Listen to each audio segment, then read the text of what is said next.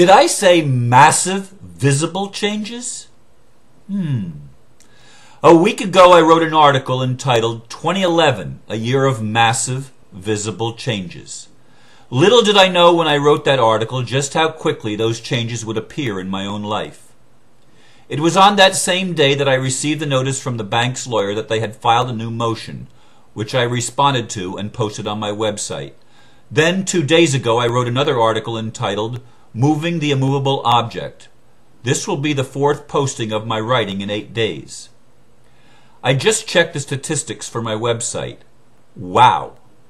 As of 7:30 this morning, I already have over 10,000 hits from nearly 1,000 different IP addresses.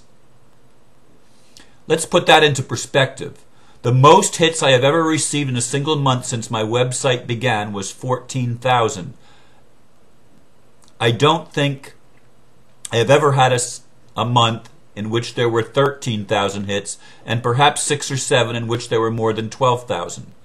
There have been many months when my site did not receive 10,000 hits, although I have been averaging over 11,000 hits per month for the past 2 years. This has been fairly consistent. Then there is another anomaly here. Always it has been the calendar pages that have received the most hits. For the first time ever, the web page with my articles is at the top of the list, with nearly 9 times more hits than the Brevard Indian River calendar page, which is in 3rd place behind the home page. Whatever the reason, this is a phenomenal explosion of interest in what I am writing.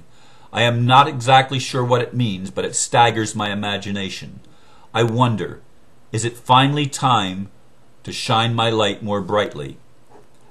I have faithfully served the community for many years at no charge. Only within the last 2 years did I even request donations. I have chosen to live on whatever resources the universe provided, and somehow this has always been enough, although some would be dumbfounded if they know how little income I had received in some months.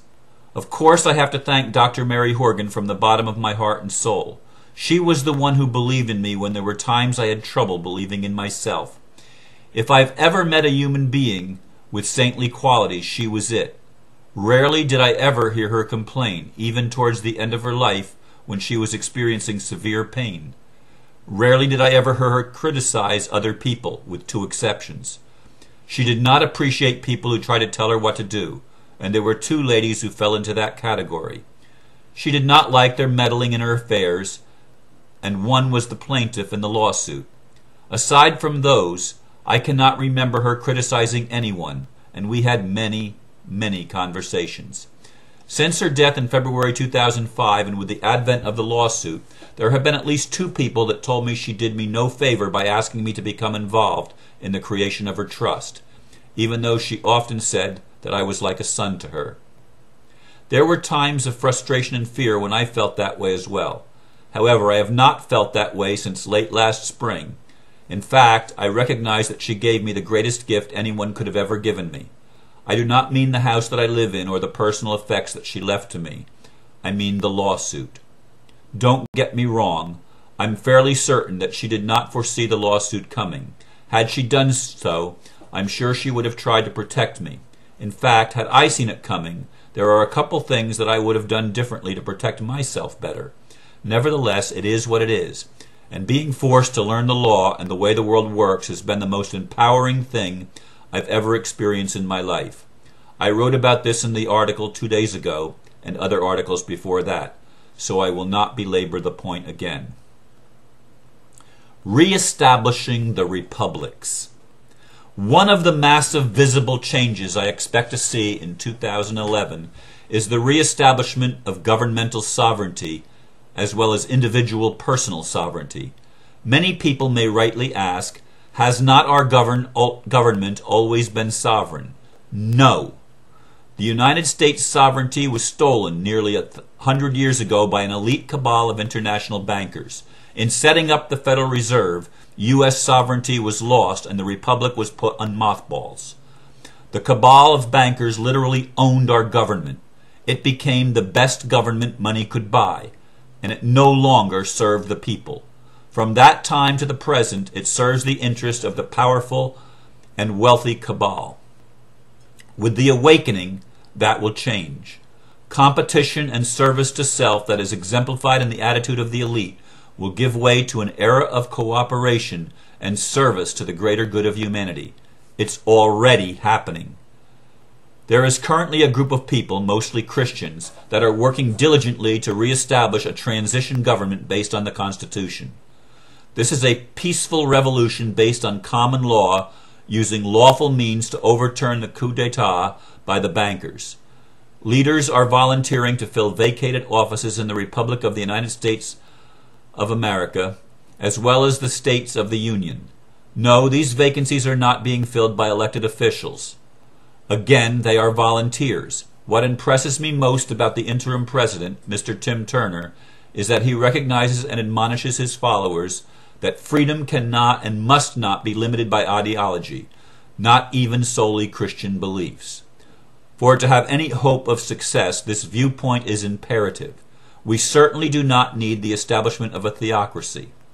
I don't believe that that is what they are trying to do, although I am also certain that some within their ranks may hold that vision. It is a vision of the human ego, not of divine spirit. I know there are people already who have strong opinions about Mr. Turner and his attempts at reestablishing the Republic of the United States. Personally, I held some negative opinions about him myself. I still don't like the fact that he charges for truth. To me, putting a price tag on truth is anathema to the principles of Jesus, as well as the principles by which my own life has been guided. Yet I know that it still takes money to accomplish many things in this world. Therefore, I will view his efforts and those of his friends with as much grace as possible. At least they are doing something, which is more than I can say for a lot of us. I don't know what the massive changes are going to look like or exactly how they will come into place. This I do know. Big changes are inevitable. What we need, what humanity needs, is for people with the heart of a servant to be willing to step up and do whatever it takes to establish peace on earth. I am certainly willing to play my part and do whatever I can to allow Spirit to reign in my own life, guiding me with synchronicities as I begin each day with hopeful expectation. I expect miracles this year. I will allow whatever form they take to surprise me, like the explosion of interest in my website.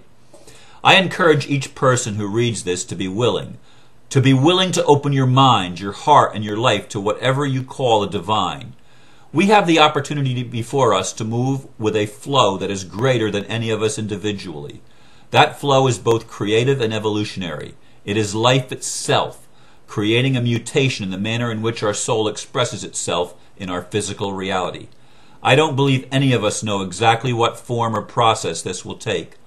All we have to do, and this is no easy task, is to allow ourselves to be emptied of preconceived ideas and notions about how it is supposed to look.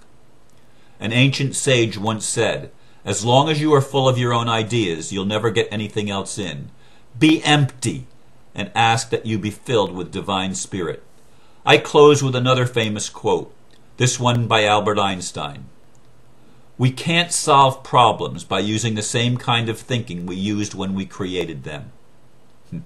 Are you willing to allow yourself to think more clearly, love more unconditionally, live more passionately, and act with greater purpose than ever before in your life? I believe many, many people will answer yes. This will bring about significant, massive, and visible changes in 2011. We certainly live in interesting times. Thank you.